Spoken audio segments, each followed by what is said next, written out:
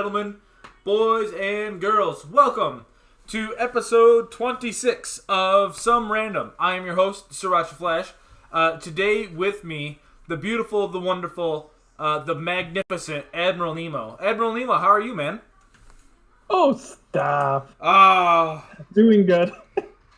Listen. Doing good. I only say nice things because I only have nice things to say about you. So, I can't help myself. I wish I could say the same about you. Oh, you son of a bitch. It starts already. It starts already like this. Can you believe the fucking amount of disrespect I get on this show? All I try to do is good for you people. Oh, my God. You did great for me. I know. I cannot speak the same of myself. Hey, listen, you do good things, Nemo. Don't talk about yourself like that. Oh no, my mouse decided to not work all of a sudden. This isn't good. This is not good. I need my mouse to be alive. Most definitely not. Okay. You know what? I think it'll be just fine. I think it'll be all right. All right, we're working. Alt tab. Yeah. Alt tabbing, the way to go. Alt tab. You'll listen. I don't want to have to tab through everything all the time. That's shit's the worst. Just the absolute worst. Okay. So, anyways, Nemo, how are you, man? How are you doing? I am doing A-okay. Just been chilling, you know. Okay. Did some grocery shopping. Perfect. Did some drawing. All right. Life. All right. Sounds like a nice, relaxing Thursday. I'm not gonna lie. Yeah. I had a debilitating headache, and I was just so drained that I left work today at like noon, and I came home and I slept for like 5 hours. And then I woke up. I feel right as rain. I got myself a nice little bottle of water here. Feeling great. And now we're doing the show. Nice. Yeah, it is what it is. So Nemo, why don't you tell the people, who the hell are you? Hi. I am Admiral Nemo, or Nemo, because that's easier to say, as opposed to the name taker of Nemo. I do fighting game stuff. I do art. I do D&D. I do typography, kinetic typography. I do visual editing. I do photo editing. I do graphic design. I do ad design. I take care of a dog who is 13 years old. Damn. The list goes on and on. Hold on. All right, you have to tell me, what is kinetic typography? Kinetic typography. I actually don't do that. I just like saying I can do that. It's just animated text. Oh. It's the real fun animated text, and the reason it's called kinetic typography is because of like the way it's designed. Like slapping words on a screen is easy, but like making it energetic towards the like typically it goes along with like an entire like quote or phrase or like series of statements that are being said that like can follow along that path and use the intonations based on like certain stresses in the words to like create an animated to like amplify the animated effect. Okay. All right. Fair enough. Yeah, it just looks cool and like the flow is really interesting. Okay. See, you said you did this, and I was like, whoa, what's this thing? And as soon as I said it, you were like, bah, just fucking around. Oh, I was so mad at you. Mad at you. I've done stuff like it before. Haven't touched it in a while, but yeah. Okay, all right, fair enough. Yeah. Fair enough. Well, I just want you to know, I was upset. I was upset just for a minute. I have done sound design and soundscaping, and that's real fun. Okay, all right. I listen. I can get down with this. I can get. Yeah. How much? All right. How nuanced is sound editing versus like photo editing and photo design? Because as far as I have done like sound shit, it is so much easier to do work with sound editing and music editing than it is for me to like actual do graphic design. Graphic design is just a nightmare on earth for me. It's a different challenge. See, now the question is, do you listen to it with just headphones, or do you listen to it headphones and then stereo? I do headphones and then stereo and then back to headphones to make sure that like everything flows properly. Yeah, that's good, because like it's definitely much more meditative, I think is the best way to put it. Because you're listening to the sounds and you're like you're tuning things, you're fine tuning things, as opposed to following with a plan, adjusting for in case the plan doesn't work, and then like altering to make sure like things can work in how you want them to look. With sound is, I think, it has its challenges.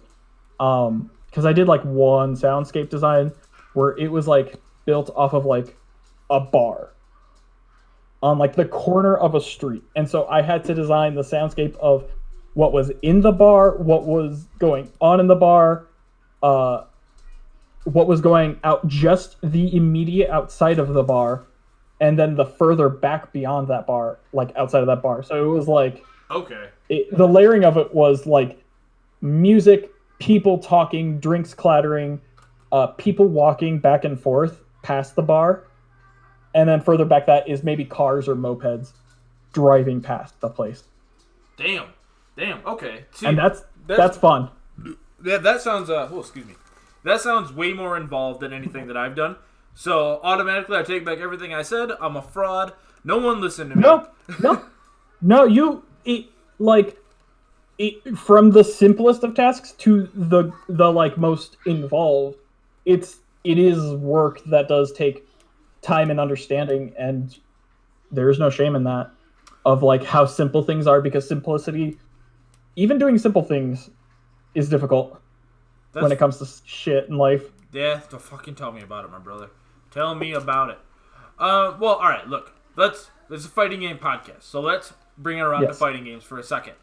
What got you started in fighting games in the first place? Where did this whole path start? We have like, there's two answers. There is the first fighting game I touched, which was on my brother's Super Nintendo, at our cottage, where he had Super Street Fighter 2 Turbo, and would play that game, and would only play Ryu because I'm like, he looks cool, he has brown hair, I have brown hair, I identify with this guy, I'll call him Ryu because I have a brother named Ryan. And then like jump cut to like me being 17, 18 in high school, and like picking up Soul Calibur 5 with my friends for the first time, and being more introduced into fighting games in a more adult competitive concept. Where I had a friend who he would play Nightmare. Filthy fucking Nightmare. Completely dominate the floor with you. And I hadn't touched Soul Calibur since like 2 or 3 on the PS2, where I had Heihachi, and I was like, that's cool. I know who this guy is, kinda. And I looked at him like, where's my cool bow staff guy? And I'm like, oh, there's this other bow staff guy. And I played him, and I'm like, I like him a lot more. Okay. And so I just picked up, like, Zhang, I think is his name, or... God damn it. There's the bow staff users. There's Keelik. There's Sungmina. Who's the other one? Shit. You're probably right. Exactly. Yeah, you're probably right. I can... Hold on, I'll pull it up. Soul Calibur 5 character list. Shiva. Okay. Shiva, yeah, and like I liked him because he was clearly like iconically references the Monkey King. Yeah. He has like a tiger skin sort of like waistband around him, and the tail precariously makes him look like a monkey in that. And he's eating food, and he's on top of a bow staff, and I'm like, I can get down with this goof. He's a love-hearted goof. And he was my, like, I think, direct line first main. Okay. I learned how to play as him. I studied playing as him. You studied playing as him? Yes. Okay. I went through the tutorials the game had, and, like, showing, like, the basic combos that they had, and I would test things out. I would do lab work before I knew that it was called labbing. All right. So that was like the first game that you went deep into was Soul Calibur 5. Yes. Okay. Yep. All right. That's you know what? I think so. That's a first. That's a first on here. Is that the Soul Calibur 5 being one of the first games that people have really like gotten into, because a lot of it is Street Fighter. A lot of people that I've had on, Street Fighter is generally the one that they really start out and go deep in. So it makes me very happy to find out that it's actually Soul Calibur 5 because I have a deep history with Soul Calibur. I played Soul Calibur for a long, long time, and to this day I still play Soul Calibur. Astaroth has been my boy for a long time. Always drawn to the big boys. I don't know what it is. Soul Calibur 5 I didn't care much for, just because there wasn't a lot of single player content in there for me. No, that's fair. But the character editor and all the different styles they had in that game were just excellent because they had like the hand-to-hand style. You know, you could choose to make a character fight like a Tekken character, which was awesome. Yeah, they brought Devil Jin into the game, and it's like, hell yeah. Yeah, there was like a creative character like that was named like Harada or something like that, which was excellent. After the Tekken creator, so yeah, that whole game made me very happy. It was a good time. Yeah, Soul Calibur is so good, man. I wish more people would give Soul Calibur a chance and treat it like an actual fighting game instead of like, this is the button mashing game I play with my friends. Like, Soul Calibur is so good and so deep, and I just wish more people would give it a shot. I can see why people like calling it the button mashing game. Yeah, and I don't blame them. I can't. Usually, there's a reason behind everything.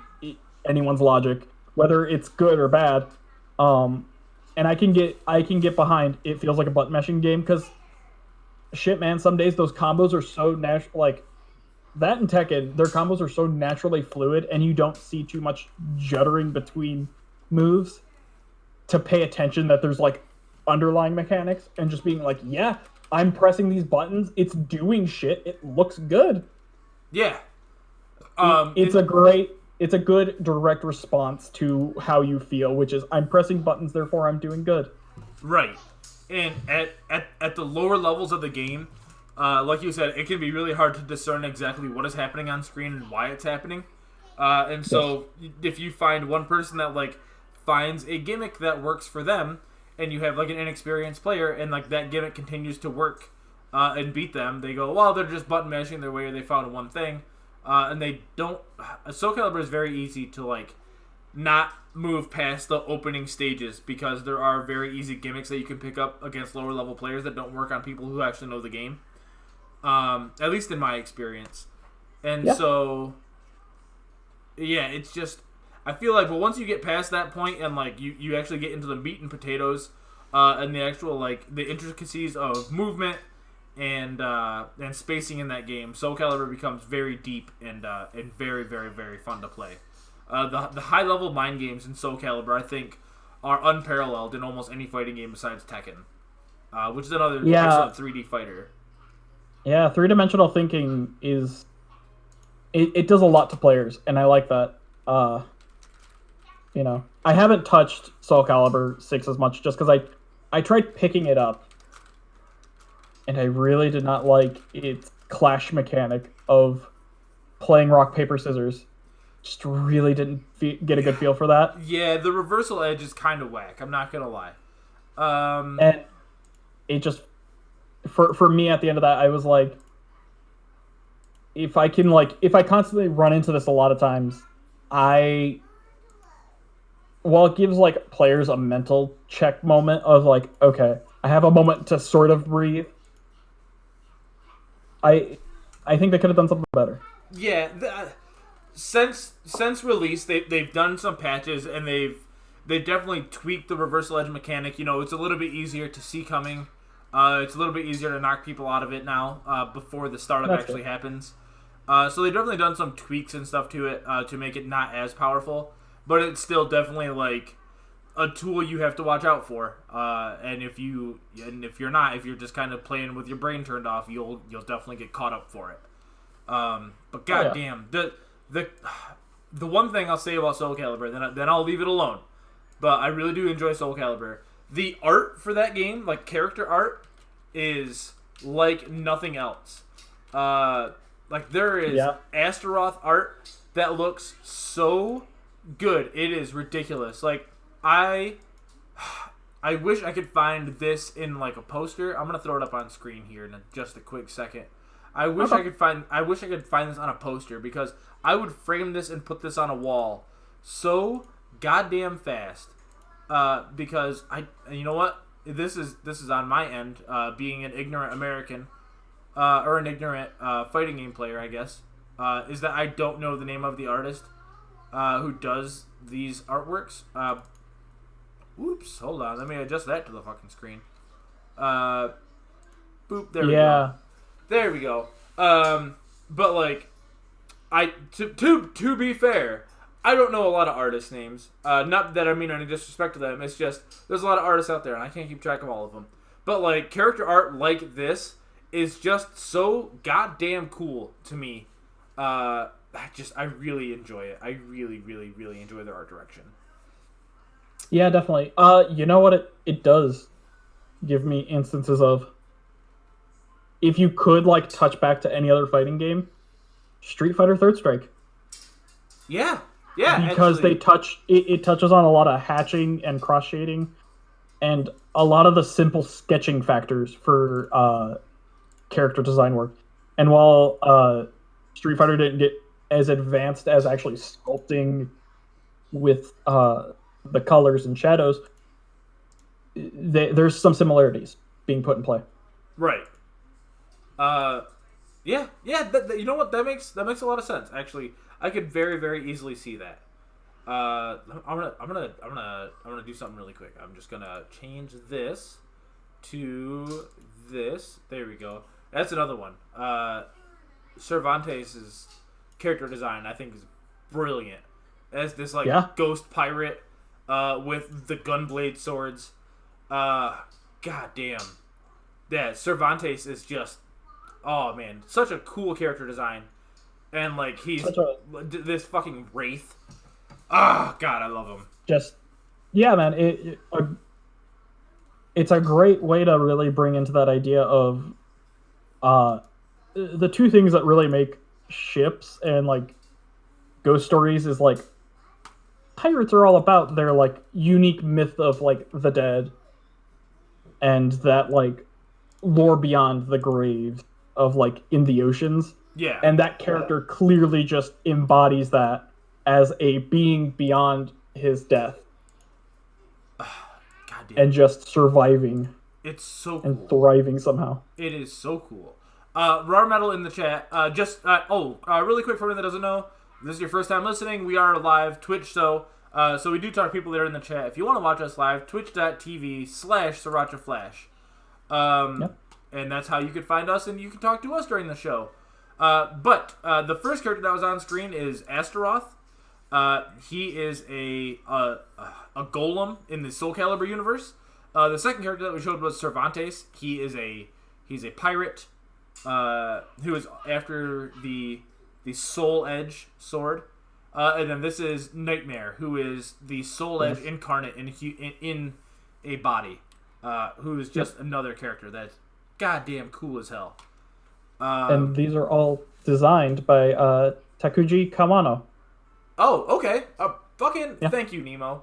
Thank you. Yeah, man. Soul Calibur, character designs, fucking top tier, man. Just, I don't want to sit here and go over these characters, like, all day. These are just 3 of my favorites. But, man, like, you could really go, and, like, just go through the character art and, like, the characters for Soul Calibur. They're so cool. They're so cool, man. Every character is just, like, dripping with personality and just, like, oh, man. I don't know, the guys like Keelik and Maxi and Young Song. Yeah. Oh my god, they're just awesome. I should play some Soul Calibur tonight. Oh man, all right. Let me transition off of Soul Calibur for a little bit. So you got into Soul Calibur around 17, 18, late in your high school years. Yep. But I'm sure that you were knee deep in video games before that. What was your first video game that you were really deep into? The first video game I was like super deep into. Yeah, or I'll just say, what was your first video game that like got you started on this path? I kind of talked about that too, where like the Super Nintendo was like the first console I had ever touched on, and it had Super Street Fighter 2 Turbo, I think Mortal Kombat 2, on a Super Nintendo back when they were like, yeah, this is okay for now.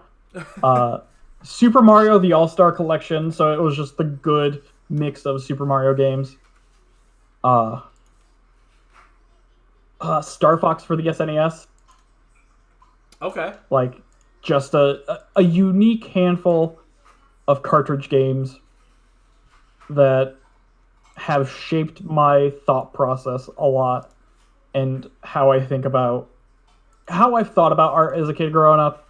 And at that time too, I think like the one game that really got me in was got me deep diving was like I want to say Pokemon, and then Pokemon Silver really, Okay. because that was like around the time when I was more of like Pokemon Silver came out when I was like I want to say when I was in like first or second grade, and then like when I got that game, it became deep dive straight in, and that game. When anyone ever thinks about Pokemon, and they're like, "Yeah, red, blue, and yellow," no, no, no, no, no. You only think about that one, but the reality is, Gold, Silver, and Crystal were like everything you think of when you think of Pokemon. Because red, blue, and yellow are glitchy messes in comparison. Okay. All right. I'll say this.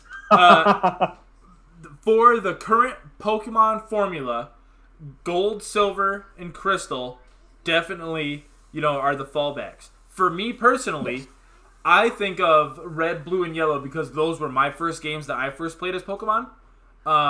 To where, like, as I'm talking about them now, I can still hear, like, the Cerulean City theme in my head and stuff like that. But if we have to go with the games that I think perfected the formula and made Pokemon like what we think of now, I think Ruby and Sapphire and Emerald are first of all, they're the best Pokemon games. Don't fucking at me. Sapphire is the best. And those designs I think are the best. I really enjoyed the secret bases back in the day, which they brought back in Alpha Sapphire and Omega Ruby or Omega. Yeah. I never remember what the fuck. Omega Ruby, Alpha Sapphire. That's what it is. Thank you. I really enjoyed the shit out of those.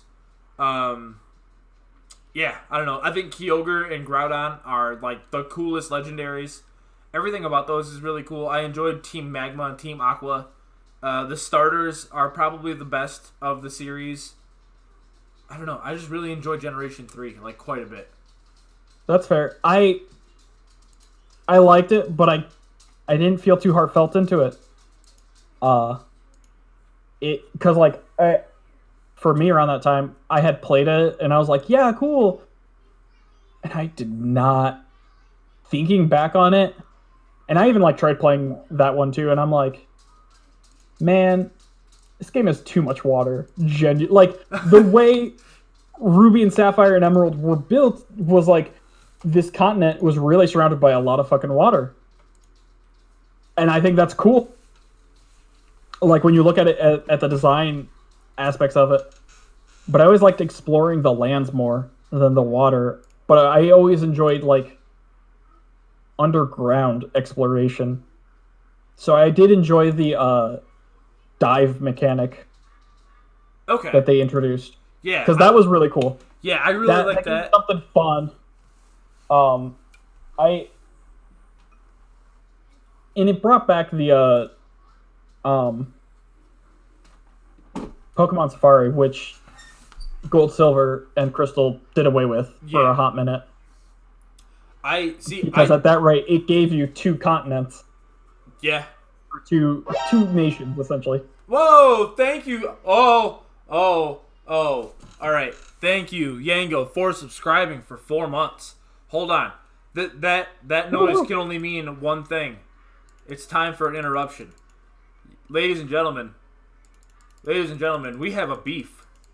We have a beef on the podcast.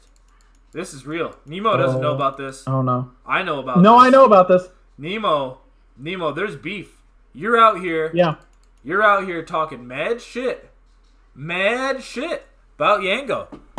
Oh, saying. Yeah, supposedly. Oh, calling him in a scrub, saying he only wins because he plays top tier characters. Yeah, like Kage. So this has been. Oh, see now, Yango. Look, now his stomach's turning. He's going, oh no. I talked some shit to Sriracha about Nemo. Now he's got to leave the podcast. Oh, he's got to bring it up. I know. Hey man, listen, Yango. We got to air this out somehow. Look, they got to air it out. There's only one way to air it out. A proposed first to five. A proposed first to five on air with commentary by me. Streamed. Yeah. Listen, I'm all about it. We'll stream it. It'll be totally fine. Look at Yango backing off. Look at him backing off. Oh, what a coward. What a coward in the chat. No, but not today. That's fair. Yeah, you don't have to do it today. Listen, we'll get a nice Rocky montage training sequence for the both of you. Before God, I need it badly. Before the first to five. But a first to five is coming between Admiral, Nemo, and Yango. And I'll be streaming it, and I'll be commentating it. And it's going to be glorious. Yep. Win, lose, or draw, Yango is still a scumbag. Poster designed by me. Poster designed by Admiral Nemo. Get it now at your local Target. Oh, all right. I can't wait. I am very excited. I'm very excited. So look out for that in the future. Also, hello, Jazzy J. Thank you for stopping by the podcast, man. Much appreciated. Hope you're having a good day. Anyways, so I enjoyed the shit out of Ruby and Sapphire because I enjoyed the water mechanics so much. I really enjoyed the deep sea diving and stuff like that. And I really, really liked the puzzles in order to get Reggie Rock and Registeel and Reggie Ice. Those were fun. I printed out a thing of Braille to learn it. You and me both, brother. Don't you worry. I had a cheat sheet with Braille and had to write everything down in order to find out what the puzzles were. And I thought those were super cool. Going into a room, standing in one specific spot, and using strength on nothing, and a door opens up. I think I was 12 or 13 at the time. I was just like, whoa! Definitely. Oh, so incredible. It makes you think of Akuma in Street Fighter 2, the character select, where you have to do a specific thing in a set of orders in order to unlock something that is hidden from view. It's a great reminder of Easter eggs and just doing weird things to gain something. It's fun. There is, and to be honest with you, I really miss a lot of that stuff because we don't really have a lot of that in fighting games or video games in general these days. A lot of the Easter eggs and extra content isn't really a found secret thing. Usually it's a visual gag or a joke or something like that doesn't really affect gameplay. A lot of secret characters and stuff like that are just DLC. Which kind of makes me sad because I think it'd be really cool in Street Fighter V if we find out Oro has been in the game the whole time, right? And then there's actually another character that no one knew about, and you could secret select them. I think that'd be really, really fun. Or not even a full character, or I appreciate the Easter eggs that some costumes have in Street Fighter V, but all the costumes that have Easter eggs are paid costumes anyway, with the exception of Urian, I believe. But all the other ones are costumes that you have to pay for in order to access the Easter eggs. And I just kind of wish that there were just more stuff like that in video games now. If Smash Brothers had a secret stage you could play on, or if Street Fighter had a secret stage, or if Mortal Kombat had functioning netcode. Some stuff that I think would be really cool. Do you want me to go drive over to Chicago, be knock on NetherRealm Studios? Hey guys, I got an issue. Yeah, well, listen, to be fair, Mortal Kombat's netcode actually pretty solid compared to Street Fighter V. But my online experience has been just dog shit with Mortal Kombat. Fair enough. The Mortal Kombat League is a fucking joke. Playing against someone on Wi-Fi with their 189 ping is just oh god, makes you want to throw up. It's backwash is what that is. Yeah, it really is. Shout outs to Gears of War 5 for actually showing the ping for each individual member on your team now when you're in a game. So if you're like, this feels laggy for that one specific person, and then you like look at the thing and it's like 120 ping while everyone else is floating around like 40, 50, you're like, oh, okay, that asshole. Yeah. Got it. Yeah. Going back, I definitely think like the difficulty now for game designers and developers when you're trying to implement these like secrets and like unlockable things to give to the players to give back for like a thank yous and for like these thank yous and whatnot. We have other coders and like decoders and developers on the other ends who will, for their fun and free time, figure that stuff out and like parse through code. And that wasn't as much of a thing back then. You know what I mean? Yeah. It's now more common knowledge now that Akuma is a hidden character in Street Fighter 2. It's now much more of a common knowledge now of like the secret stage in like Smash Brothers, the first one. Right. I know it's harder, and I know it's like almost impossible to do now. It's just things from a bygone era that I do miss, and I do wish was still around. Yeah, it's the sacrifice for a more connected life with others around the world. In order to be more connected, we've given up on secrets, and it makes me very sad. Well, yeah, that's the price I gotta pay, I suppose, in order to be able to play my goddamn video games with you animals. Yeah. You goddamn animals. All right. Well, look. Let's make it happy for a second. All right.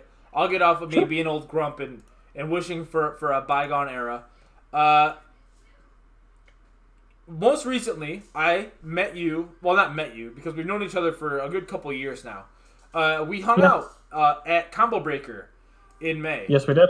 And I know you've been to a few events at this point. What is the best event that you've been to so far? I've only been to one event. Oh, really? I was under the impression that you had gone to a few at this point. Okay. I've been to conventions and the such, but nothing in like played at like the local group game areas. Gotcha. I think like there's only one to really say, so it's like Combo Breaker was great. It's a good time. Okay. All right. Yeah. That's my best and one and only. I didn't know what to expect. I did not expect anything that Combo Breaker was bringing, but I thoroughly enjoyed it. If Combo Breaker is your first event, by God, did you pick a hell of an event to make your first one? Because that was just awesome. We had breakfast together Saturday morning at what I'm still convinced was just someone's house that we broke into. It was a clearly German-Dutch family house. They might have lived upstairs, like above the restaurant. And there was no upstairs. There was a downstairs, though. Yeah. That was a single-story house that was repurposed as a diner and a restaurant, and I love it. It was just like... I couldn't believe it, because, like, I think I almost missed the place when I was driving there, and, like, even though, like, Apple Maps told me where to go, I was like, that's just someone's house with, like, a big parking lot. And then I pulled in and, like, opened the door, and it was like stepping into your grandma's house. It's like everything just smells good. There's like old wooden furniture and like newspapers everywhere. It was I wish I could remember the name, but it was just excellent. I loved it. Yeah, it was a good time. It was good food. Yeah, very good food. Very good food, very good atmosphere. Jazzy J in the chat says, what does it take to get to these FGC events? Money. I was just gonna say that. Money. The beauty in FGC events, Combo Breaker, like high priority event like Combo Breaker, Evo, CEO, have the exact same entry as like one that can be thrown in your hometown with like 5 people, right? It's all grassroots. They're all open bracket. So a lot of these, will be on guys like the Hado, Rick, who puts out Combo Breaker and stuff like that. When they announce their tournaments on Smash GG, literally, I think registration is $30-$40, whatever it is, plus $10 entry per game. Then you pay for your hotel, flight, or whatever, however you're gonna get out there, and that's pretty much it. When Jabali tweets out stuff about CEO, announces registration's open, just register through Smash GG, and it's very funny to me that like the beauty in the FGC and grassroots events and like having these open brackets is that Daigo has to register the same way I do. That we're both clicking through Smash GG. I'm sure he has a team that does it for him at this point. I hope not, Yeah, but like in the event that he doesn't, I hope. Like Daigo, I hope when he goes to. Oh, sorry. I hope at every event that he has to sign up for, he personally goes in himself and he's like, "I'm going to sign up for this game. I think I'll do this game too." Yeah. Because I think if you have other people sign up for you, you almost lose out on that. Like, what do I want to put myself in? Yeah. Like I think it is very funny to me that like halfway across the world, there's me sitting in my living room like with half a beer gone, like typing in my credit card information for Smash GG, and then on the other side of the world is Daigo doing the exact same thing, going like, all right, and I'm gonna go get prize money at this tournament, enter my debit card, and here we go.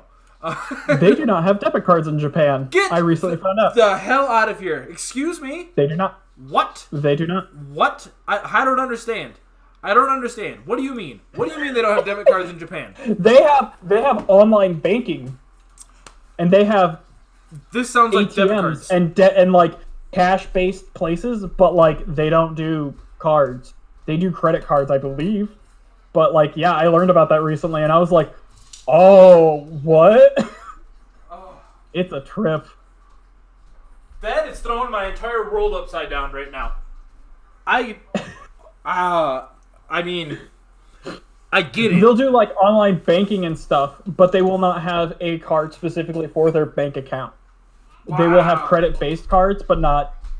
It is that question of transferring physical currency to like digital, I think, is what I've heard like some weird government issues were with that, where they're like, no, you put your money away and you take it out, and that's it. Wow. Okay. Well, listen, you learn something new every day, and I definitely learned something today. Yeah. So you can imagine he's pulling out his coin purse, pulling out his yen. All right, fair enough. I can imagine that Daigo is like transferring money into a bank account then, and then just like, I gotta put in this money so I can go halfway across the world and go beat up on some stupid American who thought it was a good idea to enter this bracket, which is me. Jazzy wants to know, was it scary or nerve-wracking to go to your first FGC event out of state or outside of your local area? Ooh, that's a good one for Nemo, because this was his first event. Yeah, was it scary for you, Nemo? Like, I had a lot of nerves, yes. I learned a lot of things. And I think the nerves were there when I think I was like, I think the nerves were there the day before, and then they kind of went, I think they were numbed out by all of the noise and the excitement and the cheers at the first day. And so I probably couldn't tell as much, but I was very much into it with everyone else. If I could change stuff about that, I went out of state, but not too far out of state, thankfully, because I live out in rural Indiana, 5 minutes away from Michigan, and like an hour and a half to 2 hours away from Illinois. So it's not too terribly far for me to get to like Combo Breaker or to Michigan Masters or such. The nerves made me wish I had brought my PS4. Yeah, that was definitely. And just do like that last minute grinding and that like checking on things and just doing stuff. But I did enjoy diving in. I like the nerves though. That comes with it. It's definitely something that like you don't like dip your toe in. Like just dive in head first, and it makes the experience so much easier. I revel in that performance anxiety because it's a reminder to me that I am feeling this, so I'm gonna do something that I will enjoy. Hell yeah. Hell yeah. For me, uh, I used to travel for football and sports, and like for football and track and wrestling. I used to travel a lot and go into hostile environments. We'll say so. Going into like my first FGC event, my first big one was Michigan Masters last year. Yeah. In 2018. Like I had gone to Northern Conflict, I believe, in February, which was like one in Traverse City that had like 40 or 50 people, and that one wasn't so bad. Like that one was definitely like okay, like I'm like immediately super comfortable with, because I just get along with people really easily. And then Michigan Masters was my first one that was like 400 plus people with people from all over the country, and out of the country, and I immediately was like I'm at home, you know.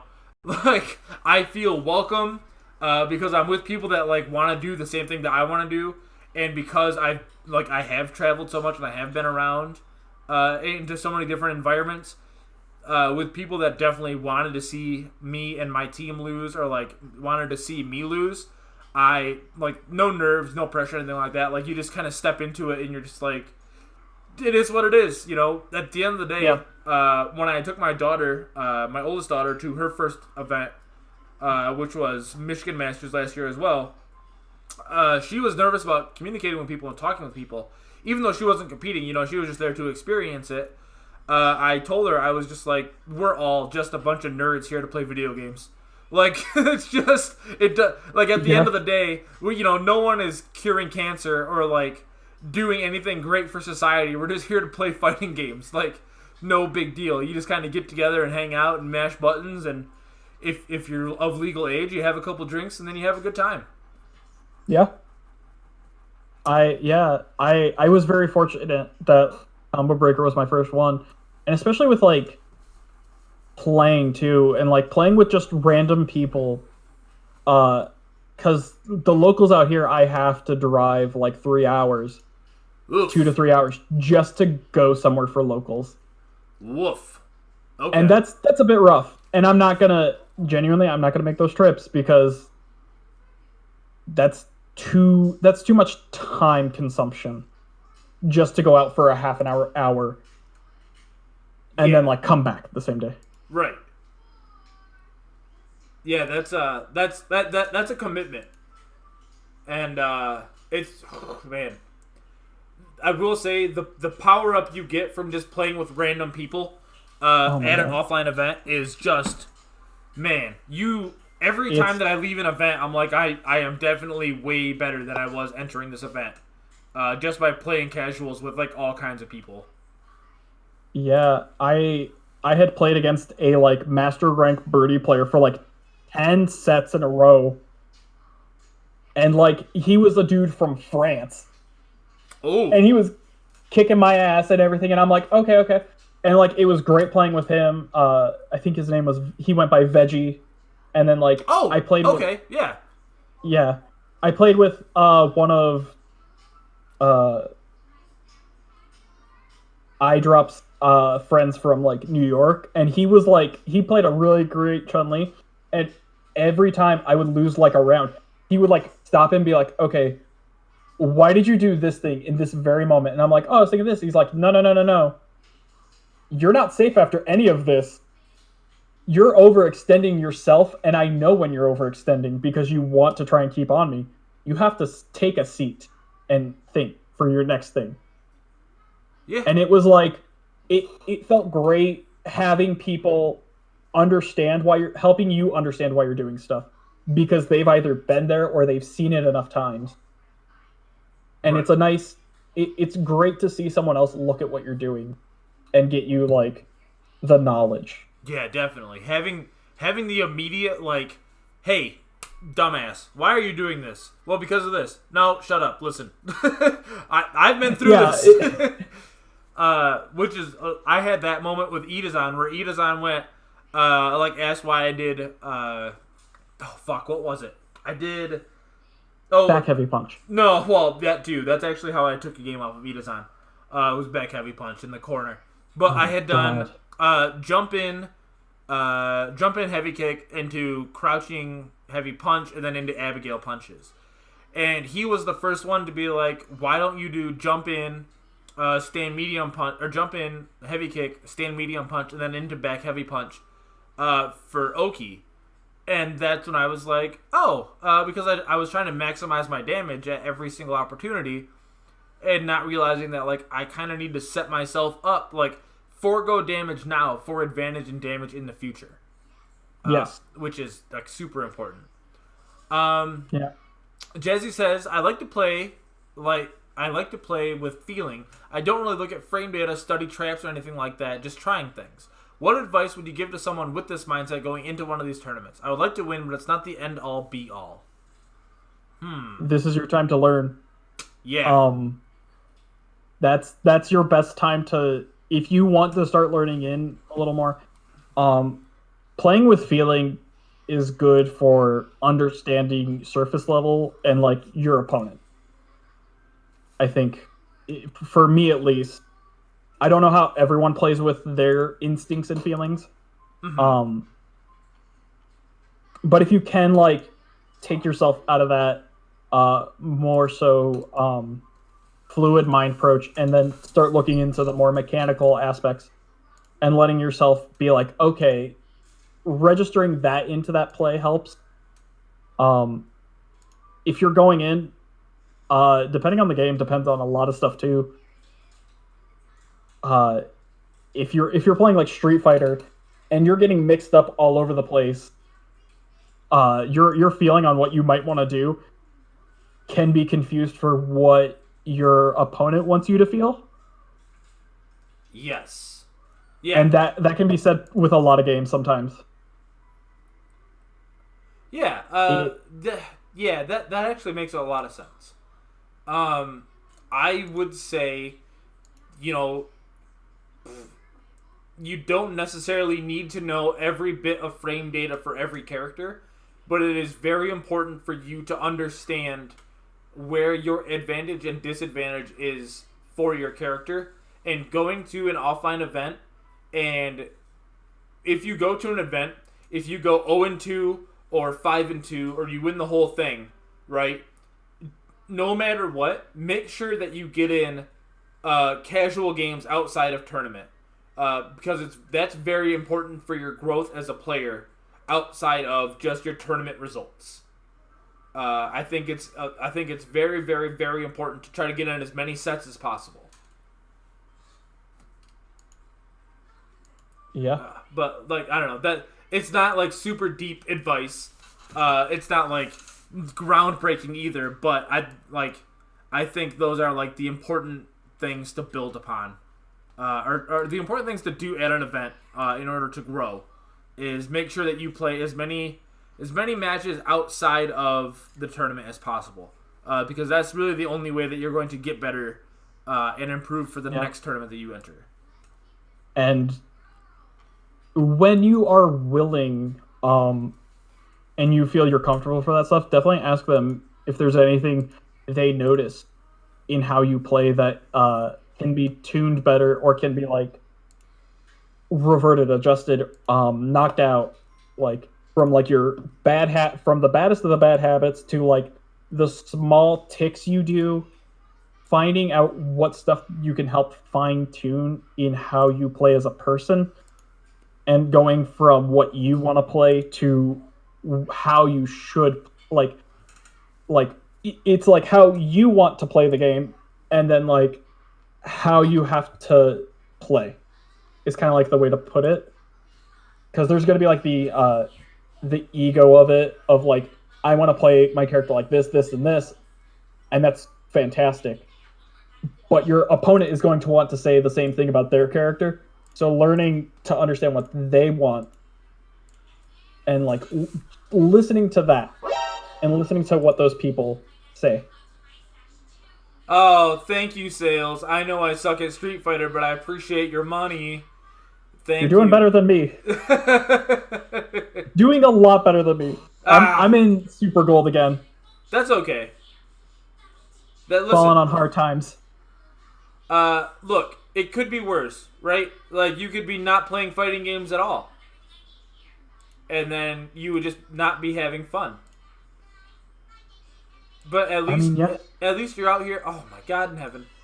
I just tried to find something for the. No, we haven't gotten to the movie segment yet. Sales. Listen, I might suck at Street Fighter. Sales is worse than me at Street Fighter because this motherfucker has a character crisis every other week, and then doesn't switch characters, then has another fake character crisis. So I don't want to hear his shit. Oh, I have a character crisis too. It's called still being stuck to Alex. Yeah, that's a pretty bad crisis. But look, I think Alex is solid. I think Alex is like a solid, like middle of the road character. Has some weaknesses, but I think his strengths are very strong. His strengths are, yeah, sure. All right, Sales. I'll let you ask your favorite question. This is a question that only gets asked when Sales is around. Sure. So I'll let him ask it. Sales, would you like to ask the people your question in chat? I'll give you the floor right now. I already know what the goddamn thing is. I might as well pull up the picture. Hold on. I'm already gonna pull up the picture. Oh boy. Yeah. Oh boy. Yeah. Nemo, have you heard or seen the movie Axum? I have not. Okay, well, let me pull up a fucking video of Axum. Or, not a video. Let me pull up the image for Axum. God, Jesus Christ. Okay, hold on. Save. Let me go ahead and... This is what you get. This is... When you cater to... chat. Yeah, listen, I know. But I will always cater to Sales because this is his favorite question. Okay, so here's this horror movie, Axum. Might be one of the worst movies ever made on God's green earth. This is the really shitty poster. That's the one that I choose to put up because I hate this movie. I'll be honest. It is. The everything looks awful. The everything is awful. You have that correct. The everything is awful. It is just. I do dig the trees, but that's about it. I have an actual picture with like the cover art. For this piece of shit. Where did it just go? I just had it in my files here. There we go. Alright, hold on. I'm going to transform this and fit that to the screen. There we go. Previewed at $5 quality. Yeah, this movie is just a piece of garbage. No one watch Axum. I know it's spooky season. No one watch Axum. Oh, good lord. $4.99 says it right there. Oh, baby. All right, there we go. All right, that's enough Axum talk for the podcast. Don't you miss those days when like stickers would just cover up all of the text that was written on the back of? Dude, oh my, tell me about it. And you're just like, it's about. Here's where it really starts. Is the page where it's cut, but this is what I get to enjoy. I have a lot of nostalgia for like old rental places, like just going and like looking through all the movies and video games and like all the possibilities what could be that I'll spend my $2.50 on to bring home for the weekend, Yeah. But there is a large part of me that goes, they fucking ruined all those box arts with their fucking horrible stickers everywhere. Yeah, it's great. Oh my god, it is just awful. But nowadays, you get the GameStop sticker over the one actual screenshot of the game in the back. Tell me about it. Oh, the GameStop. Listen, as a former employee of GameStop, those stickers are the fucking worst. I don't know what kind of technology they use for those stickers, but that shit does not come off the case. Ever. Gorilla Glue. Dude, tell me about it. It is just horrendous. Oh my god. Of all the things in the world that I wish I could find out the formula for, it would be the GameStop sticker glue. Because that thing will hold like 2 fucking city buses together. That is awful. Ugh, just terrible. Jazzy J wants to know, says you're stuck with Alex, Nemo, but what are your thoughts on his boy Ed? Ed's, I have been told, that Ed is a low tier character. Uh-huh. I have been told. You've been told that Ed's a low tier character. I have been told. I don't think I personally agree with that fully. I don't either, to be honest with you. Because, like, while he does not have great opening tools for opening people, I think, like, he doesn't have an overhead. His best answer is either jumping in or grabbing you and then resetting the situation and hoping he can, like, pressure you into doing something stupid. But then at that rate, that just relies on more so the tools of the trade of footsies. And like, whereas the glaring issue with Alex for me is Alex does not have a strong overhead and really relies on a one-time specific jump in to be able to do anything for it. And while like, and being able to anticipate when someone's going to jump in on like on like an internal level. Okay. Instant overhead jump. Sale says that Ed has an overhead. I mean, then technically everyone has an overhead, I guess, if you kind of jump in. Ed does not have an overhead move. Ed does not have doesn't have the traditional overhead. No. There are answers and options, sure, but there isn't a strong defined answer. Correct. Like, and while he suffers with that, it relies on like being able to out footsie someone and being able to whiff punish. Right. And if you try to instant overhead someone while they still have life, you will die. You will die. No, you don't need an overhead to win, as evidenced by Cammy being used so much last year. Yeah. And same thing with Bison. You know, Bison doesn't have an overhead, but Bison has strong footsie tools. Very strong footsie tools. And has and very same with strong Cammy neutral. on that too. Yeah. Cammy and Bison have very strong neutral game, where Ed doesn't really have much of a neutral game, as much as he has, like, I have a bypass neutral tool, and then I hope that you don't fucking jump in on me while I use my bypass neutral tool. Yeah, that's very true. And then being able to learn your good buttons, like that kick of his, that crush counter heavy kick of his. Ooh man, that thing is a tasty button. Ed's standing heavy kick is that thing chaps my ass. I fucking hate that. Yeah, that's a tasty button because it hurts. It is like I don't know how many times I've been hit with it. Probably like 98% of the time. But like, Sales says that tap V skill is only -2. Good fucking luck finding an Ed that's not gonna hold that goddamn charge. Every single Ed like holds the charge on their V skill. Every single one. Yeah. And like the ones that just like tap it, I mean it's still it's -2. So you block it. And then you try to, like, oh, it's -2, I'm going to challenge it. Well, no, you just got hit by fucking Psycho Upper. Yeah. At most, he'll fake that it's not his turn anymore, and that's about it. Yeah, that's true. You either accept that and just be patient on it, or you try and take advantage. Right, and then the minute that the minute that you don't challenge the -2 for Ed because that you think the EX Upper is coming, with the grab. Yeah, you get thrown, and then it's not even put into the blender. It's like being someone stabbing you in the back of the neck with like a hand mixer. Like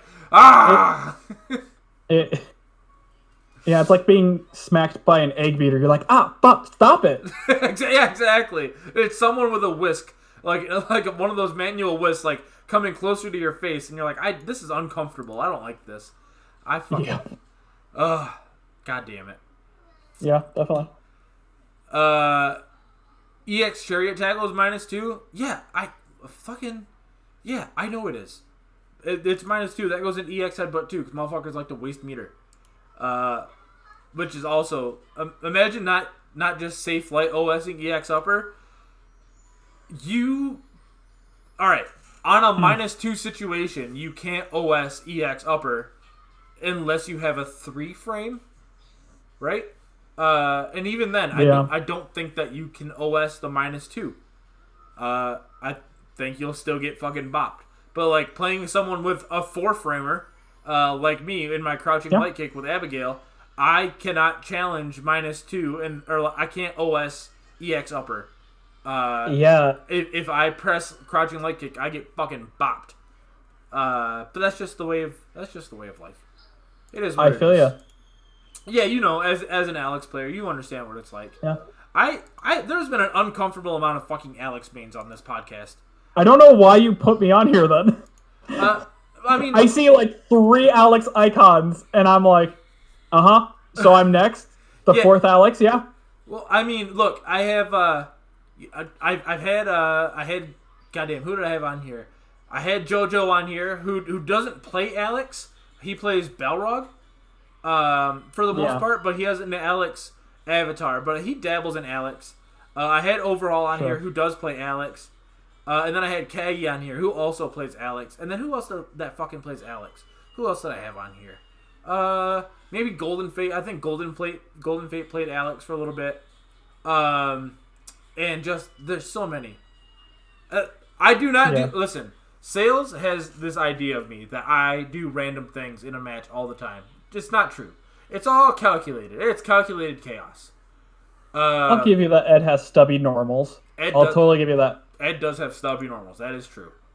But that's the bane of a boxer character. That's true. As we know with Balrog. Sales, I do wake up with back heavy punch because it's a 7-frame move. That's not random. That's calculated. As the wise and great Alex Myers once said, if you're gonna wake up with a button, it might as well be a heavy button. So why not? Fuck it. Look, it's fine, totally fine. Listen, Alex Myers, great success. All right, dude's a goddamn champion. Alex Myers says, "Wake up with a heavy button." How can I tell him no? He's got success to prove that, like, hey, it's okay to press a heavy button on wake up. Totally fine. It's a reminder that sometimes, in order to succeed in life, you have to challenge something you know will fail. Exactly. This is what we call my brain versus a smart player. The immovable force versus the unstoppable object. Well, it's a great question of, like, they may be doing all this stuff, but there could be the off chance that they mistime it. That's true. Listen, do you know how many people I wake up parry on because I know that their fucking meaty timing isn't tight? And then... Yes, me. All the time. Yeah. Listen, I just know that Alex's normals are shit. So I don't mind waking up with it. He doesn't have Oki tools. That's the issue. Yeah. That's actually Alex's problem. That's like Alex's only Oki tools to deal with me doing parry on wake up are mixing up whether or not you're gonna go high or low and trying to guess whether or not I'm gonna parry high or low. Yeah. But like I enjoy definitely doing like a parry on wake up and then someone being like, "That's a perfect meaty. The only reason it worked is because it's online," and I can just sit there and go, "Actually, you're fucking wrong. Your timing is just terrible." It's like, you could be right on that. You could also just fuck up your own timing and be human. Right, yeah. Like to think that every single setup you do is frame perfect is bonkers. I don't know. Especially someone like living in the low gold to mid gold area, to think that every bit of your timing is perfect and that the only reason you lost is because it's online.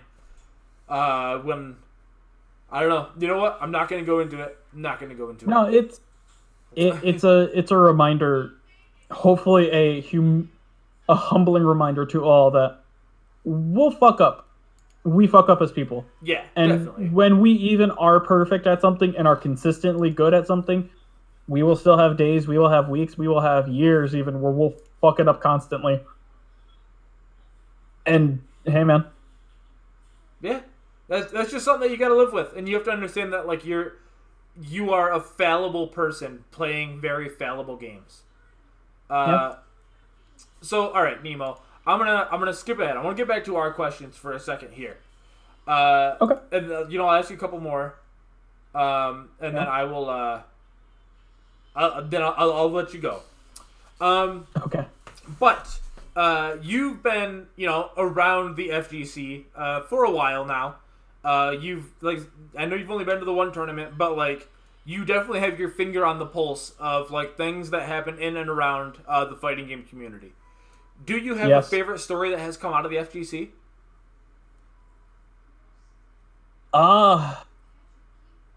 You know, a weird personal favorite. Totally fine. And this isn't much of a story, but it was during Evo, when like I think I first tuned into Evo, and it was the challenge match of a lifetime of Tokido versus I can't remember his name, and I feel terrible. Tokido versus Punk? Yeah, Tokido versus Punk the God. Yeah. And the challenge match of that like Tokido got knocked down to losers, fought his way through, and became champion. The weirdest, most unique way of an underdog story, where he beat the person that beat him. There's like, you hear of stories like that, but to see stuff like that is like another thing entirely. Right. It's a great reminder of hard work, challenges, and overcoming obstacles. Okay. Yeah, that's totally fine. Yeah. That's actually a really, really good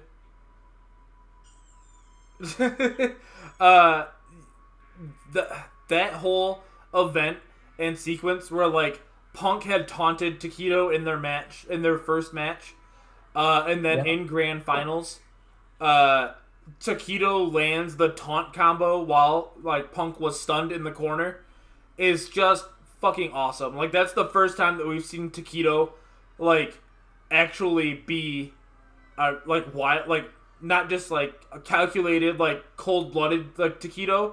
This was playing loose, like taunting, fucking around, like showing that he is better Tokido. Like really flexing his muscle as like an Akuma main. And goddamn, that was so cool. That was so cool. And like a weird little story during Combo Breaker. I just remember me and my friend Kyle were sitting at like watching Sherry Genix versus Itazan, and the seat right in front of us was Tokido. And I like watched them up there for a second. I actually looked at Tokido, and I saw him like do command grab gestures, like grab him, get him, referencing to Itazan. And it's really nice seeing like him and other players just get like attached into the other players. Yeah, it's a great little moment because like Tokido has like the cold stare, the hard demon eyes, the play on that face, a very methodical individual. Just seeing him kind of being down there and just being like, yeah, get him. Feels good. It feels good, and it's a nice reminder in life. Yeah, like Sales says, like Tokido is mad goofy, and he is. Like everyone has this image of Tokido, you know, because he's got like the tape measure out measuring the distance from his eyes to the monitor and stuff like that, so he can be at like optimal positioning. But this is the same guy that like, you know, for his top 8 entrance at CEO, like does like the running in place, like warming up, like he's a super fun guy, and you know, everything that he's in outside of like big tournaments, like whenever you see a clip of Tokido hanging out with like all the rest of the Japanese players, he's always like the center of attention, like being a goofy guy, and I appreciate that. Yeah, it's nice seeing people just being people. Yeah, like we see people in society always being put into professional settings, and like I'm thankful at least the FGC really can keep it. While there is air of professional work with other people and whatnot, it is great actually just seeing them hang out and chat, and like you forget it sometimes, but it's always a nice like, yeah, these are just people. Right, yeah. Remember, at the end of the day, we're all just nerds playing video games, and that's an important thing to take away. So I will open it up to the chat. If chat has actually any more questions for Admiral Nemo or myself, feel free to throw them out right now while I ask Nemo this last question. Okay. Actually, it's not even a question. Not even a question. This is an open platform for you, Nemo, to this is an open platform for you to get out right now whatever is on your chest, whatever you want to talk about, whatever feelings you have, whatever's on your mind. This is your opportunity to talk about it right now. I don't really know at the moment. Fighting games are fun, y'all. The playing with people, playing at locals. If you have locals to go to or any sort of quick venues to hop to, or even like longer distance venues that you actually want to take the time to go to, take the time to do it. Go with people you want to go to, with people you want to meet up with. Because Combo Breaker, I met Yango, Sriracha, No Good, Peachan, my buddy Misocrats, and her friends, and like seeing people have fun together and playing, and just a nice reminder of what it is to be in a community, what it is to work hard together, what it is to be creative together. Because like I think that's what it gets down to, where I can like align myself with FGC and like my own creative passions, is when you go working with people, and you're all just down in it together, and you share your stuff with other people, and they're like, oh yeah, I was working on this too, and it's like, what if you did it like this? And they're like, I hadn't thought of that. Or like people bring up other ideas to you, and it helps you like get the gears turning more. It's a great way to empower yourself and recharge the creative batteries.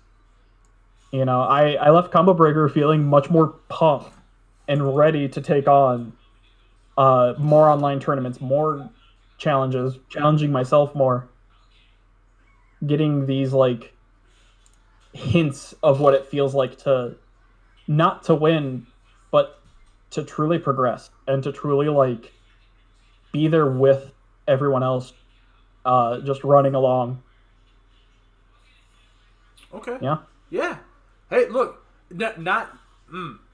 whenever I open this up to people, I should always preface it with, there doesn't have to be anything super pressing that you want to get off like your chest or anything like that. Like, if it's just something that you're willing to talk about and open up about, totally fine. And I appreciate the sentiments, my man. It was a great time getting to meet you. Like Sales says, Sales had a great time getting high with some players at EVO a couple years back. Congratulations. Like, hey man, if that's how you want to get to know people, and you want to do things and find ways to have fun with other people that want to do the same thing, hell yeah. Side note on people being humans, Daigo Omahara, look at this big hamburger, he says. That is certainly the largest hamburger I've ever seen, outside of the Detroit like giant burger that they made as a goof. Good googly moogly, Daigo. Can we talk about the knife? Clearly, like, the knife is pretty fucking huge. It's a decent sized like cutting utensil. Yeah. Meant for cutting like hard vegetables, I can tell. And you can tell it's like safety guard is like right next to him. And he's like, I had to pull this out. Let's go.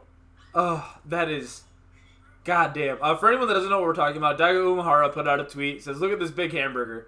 And it is literally, he's just at a restaurant, probably having the time of his life, with this giant hamburger that looks like it's like a 12-inch diameter hamburger. It is gigantic. Yeah, like he's just hot damn. Daigo is just a fucking treasure, man. That guy is hilarious. Jazzy J, how do you get on the podcast? You just ask if you can get on the podcast. Sales in the fourth slot up here, fourth from the left, sitting there with Ono, was actually on like I said, the fourth guest on the podcast. He was already here. And Sales says, put me on next week. I actually have guests lined up for next week already, but I will I will try to pencil you in, Sales, to bring you back. But I want to bring you back in a special setting that I haven't told you about yet. Beautiful. Yeah, and Nemo, you'll probably be the same way. Fantastic. But yeah, if y'all listen, anyone that's listening to this, if you haven't been on the podcast yet, if you would like to be on the podcast, you just get a hold of me and you come on. All right, Sales. We will discuss that. Wait, hold on. Are you? Put you on next week to discuss this thing. All right, listen. We'll do a special episode to discuss the drama that's going on in the Louisiana FGC, because that is some fucking mess, boy. That is some fucking. That is some mess. I also learned fucking Dual Kevin is from Indiana and is part of the Indiana FGC. I'm like, where are these motherfuckers coming from? Dude, it's like, oh yeah, they live in Indianapolis, where the city is, not where all the hops and cornfield is. Where the people are. That's where they're from. Yeah. Shit. Oh my god. I just gotta go home to my corn dog and give him pets on his kernels. Just tell me about it. Eli the Curry introduced Dual Kevin to Offline. Hell yeah. Well, shout outs to fucking Eli the Curry for fucking making us all have to deal with Dual Kevin in Marvel and goddamn Street Fighter V. And said that Eli the Curry introduced Kevin to offline events and said that his decision cost him hundreds of dollars in Marvel 3. Could you imagine? You bring this guy to offline events, you're like, oh man, I think this guy's really good. I think he would enjoy it. And then now you're just losing hundreds of dollars to this person. Oh man, yeah. Oh, God. Listen, I hope no one bets on me against the Yango fight, because listen, I'm running on a severe sort of handicap currently. Uh-oh. Because I got a hitbox. Oh. Yeah, man. Oh. I'm officially over that. I'm officially on that side now. Officially a hitbox owner now. Hot damn. Hot. Well, listen, I'll make sure to bring it up in commentary. I'll absolutely bring it up in commentary. And let me tell you, it feels good. Ooh, man. Dude, I was over there at the hitbox place, and if they had those available to purchase during Combo Breaker, I would have gone home with one. Really? You liked it that much? Yes. Okay. All right. There is something very fun. It's a new challenge that I really like. Okay. Well, listen, I'm happy. Real fucking difficult to do charge sometimes.